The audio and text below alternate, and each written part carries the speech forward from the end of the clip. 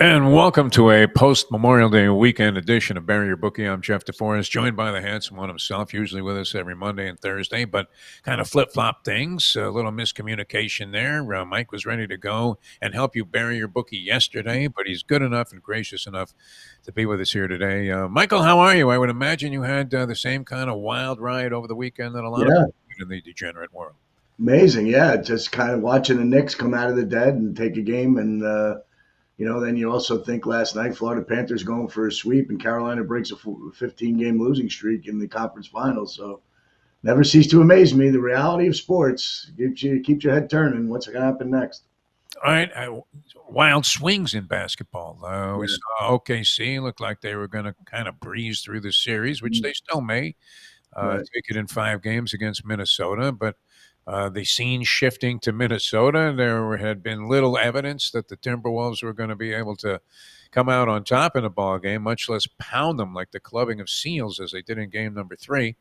And then game 4, chances in the end game, but kind of like keeping a fighter at bay with the jab. The OKC, the Thunder managed to prevail there and take a 3-1 lead. Do you see any more contention coming from the Timberwolves in this series, or was game 4 their final shot? And how do you account for the shocker that took place in game number 3? You don't, and you're sitting there watching the game, and you scratch your head again. How does the best team in basketball, with the hardest working defense, give up 143 and they lose by 42? It just none of it makes sense when you watch it. It's hard to handicap, hard to think. If you go to trends, I'll give you one, and it happens again tonight. The game two, and the team's down 2-0 in the NBA playoffs, right? Game 3, they are now 6-2. In Oh, game 4, now they're 0-7. So if you want to follow that trend, and last night both trends hit. You had the 0-6 teams that haven't won. The two that team down 2-1 has not won game 4. But you also had OKC, who has not covered a road game in the playoffs.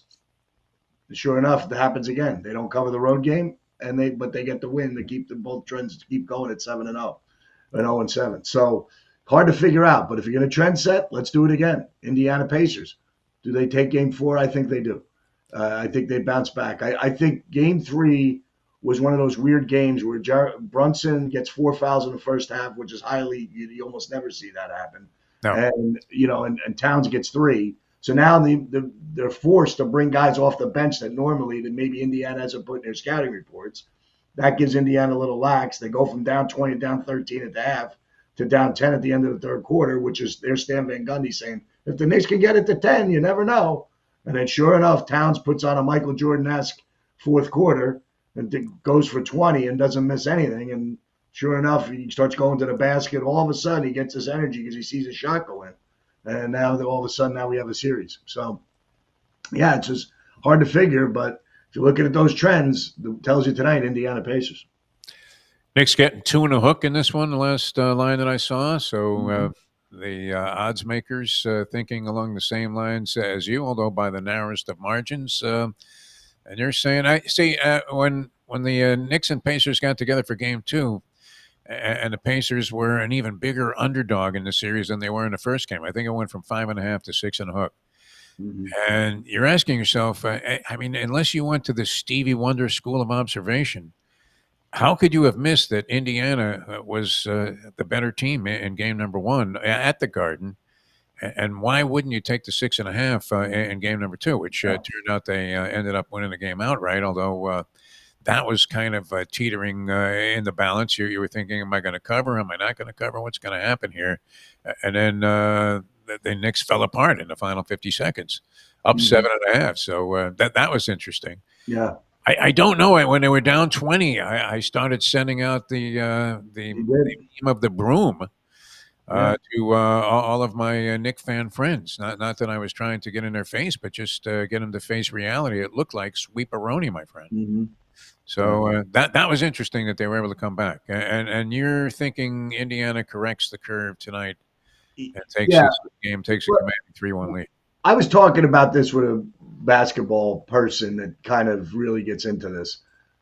My thought is this. If he leaves Brunson on the bench, he gets his fifth foul with 10 minutes to go and doesn't put him back into a minute and a half to go in the game. In a regular season game, that works. it works for like, hey, the backups are coming in there, they get some momentum, and they take you to lead all the way from down 20 to down 3. You let them run the game out. The opposing team gets nervous, puts their starters back in, and now they're trying to run around like trying to figure out how they can hold on to a win.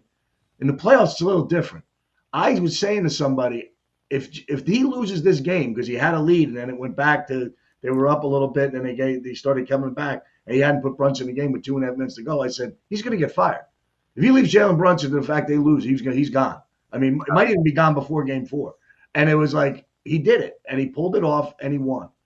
And that was our thought. That I was really shocked at how long he left Brunson on the bench with his 5th foul in that situation.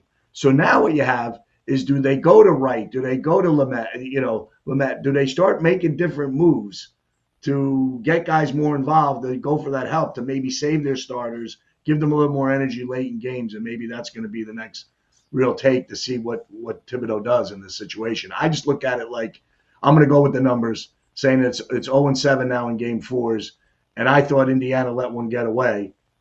Again, up 20, it's in the second quarter, just thinking that this is going to be their run. And I think this is what happens with the younger generation of athlete now. It just putting the hammer down doesn't happen like it used to. It just, there's that little lackadaisical ease up kind of thing. And you have the guys fighting for their lives. And sure enough, you see what happens. The Panthers last night was a perfect example. Yeah, and of course, the other hockey series that's going on, Edmonton and the Dallas Stars. Edmonton with a chance to now take a commanding 3-1 lead. If that's commanding, it's probably less so in hockey than it is in basketball. But nonetheless, you as you were a kid growing up and probably maintained this approach to now that you're a ringer in these Las Vegas golf tournaments, you're thinking, just leave me in there with a shot. We'll scratch this out one component at a time, and you have a chance to maybe now if Edmonton goes up 3-1, is Dallas eliminated? No, but wow, they really they look dynamic in the last couple of games after losing the opener, and they did the same thing in the Kings series, and then went on an 8 out of 9 run. So where do you stand with Dallas, a team that, like I said, I mean, I was shocked that they were the favorites to win it all, but obviously highly regarded and seemed to be very resilient. Well, they were, but it kind of changed because I thought Edmonton was a 115 in the series, which tells me something else. I'm sure there's not much difference between these two teams. But what Edmonton's getting right now is spectacular goaltending. Skinner's been fantastic. Picard is actually coming back, and he's undefeated in these playoffs. So for one time that Edmonton, throughout the regular season, you were worried about where they were in the net. Now they're getting that goaltending that you thought Dallas might have had an edge, and I don't see it in this series. And now you have the McDavid factor, who came up with that third goal right before the end of the second period on Sunday, and I mean, it was incredible. So you're kind of thinking, I think Edmonton again tonight. I thought the line figured in Edmonton there. I don't think the series is over by any means if Edmonton wins. I think Dallas probably gets a Game 5 win, and then they go back to Edmonton where it could be the series on the line. I can easily see anything happening in this particular series, but I think right now Edmonton playing a little bit better. They're getting a little healthier, and there seem to be they're stopping their front lines has been a problem for Dallas. All right, so you're looking at Edmonton maybe going up 3-1 in this one. Yeah. All right, I know you were paying a lot of attention to baseball. Did you happen to have this prop bet parlay of Shohei Ohtani to hit a leadoff home run in back-to-back games? I did not. I thought it was very interesting. That'd be a pretty good price. On that one. And on Sunday, it being the only run the Dodgers scored, which would have been an even better prop, would be Tony's home run be the only run they scored in the 3-1 loss to the Mets. I mean, the Mets came up very interesting. So we were on going over against Kershaw and got very lucky with the fact that Kershaw got taken out the second inning after a rain delay on Friday night, but yet the Mets come up with 3 in the 9th to take that game over, and then lose in 13, leaving a runner on third a couple of times with Acuna up. And then you figure that would down the Nets. They're not going to come back at all. And then all of a sudden, they pull up 2 really good wins, but get some great pitching and come up with 2 great wins against the Dodgers. And then here enough, the Dodgers leave for Cleveland, and sure enough, 7-2. I did hear one trend that I kind of was pretty interesting, and it happened yesterday again, that these home team favorites that are winning these first games are at 76% win percentage in first games of 3-game sets. So yesterday, I kind of was looking at the Marlins and the Pirates a little bit, looking at that travel, and then when I heard that, I kind of pulled back a little bit. And yet both the Diamondbacks and the Padres both get wins, after coming off road trips and going home. And it seems like getting swept by Arizona might have been that factor that led them to that. Pirates, who had with throwing Haney, Andrew Haney's been a lot better than people expect when he started the year. And then the Yankees get out of Colorado. So if you're betting the Yankees on the run line, or you're betting them straight up, you're a loser in Colorado, thinking you would get some wins there, but because you're laying such a big price. And then you get swept. But Sunday was a good day for avoiding sweeps. I think there were 9 of them possible, and you went 7-2. If you bet against it. So yeah, baseball's been an interesting run. You got to pick and choose your spots, but it's hard. It's been okay. All right, let's kind of scale it down here to Mike Jones. Plays for tonight. You're saying Indiana, you're going to lay the 2.5 in that game. Right. You like Edmonton to prevail over the Dallas Stars in their game at home. They're on the home ice again, up 2-1 in the series. Right. And anything on the baseball card? Yeah, we're gonna stay out west again with the Yankees again. I just think that the Angels had that run. Their pen is one of the worst pens in the league. The Yankees have the 6th best pen. So I kind of think this could go where, stay away from the sweep, but you might get game 2 out of the Yankees tonight. So I think they're a play, pretty much so. Also, the Dodgers again, looking at where they're going to bat in Cleveland again, I kind of take a little lean toward the Dodgers.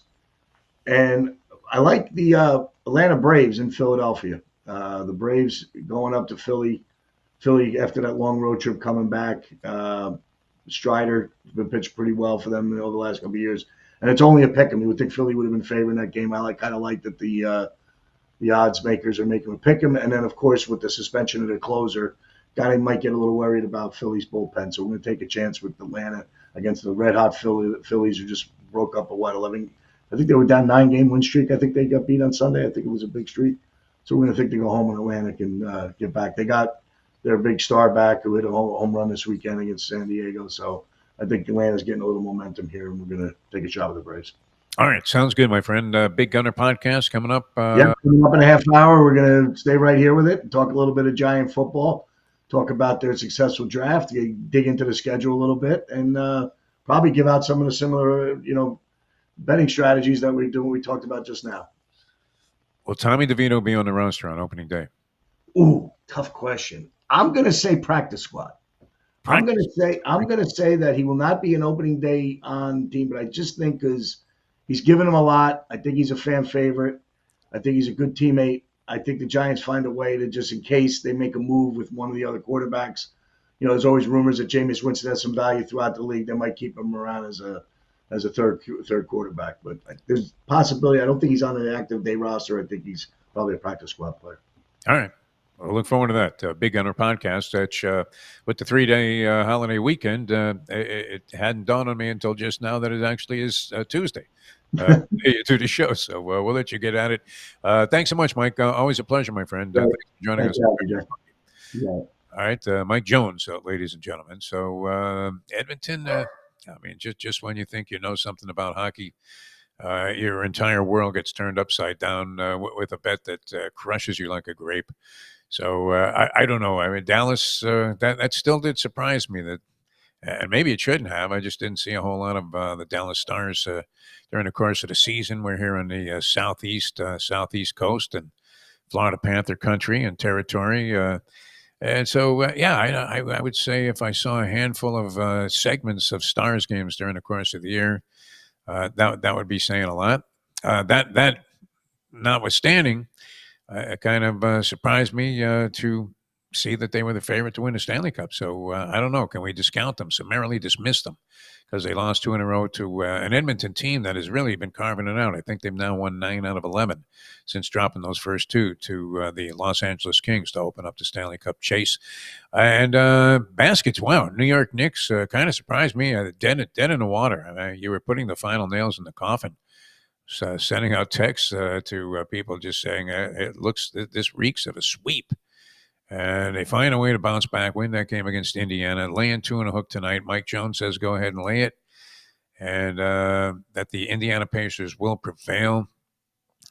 I'm thinking along similar lines, but we shall see. Various conspiracy theories will surface if the Knicks mysteriously find a way to win this game, possibly with what is suggested to be and thought to be some aid of very favorable officiating. We'll see, Adam Silver, what you're up to.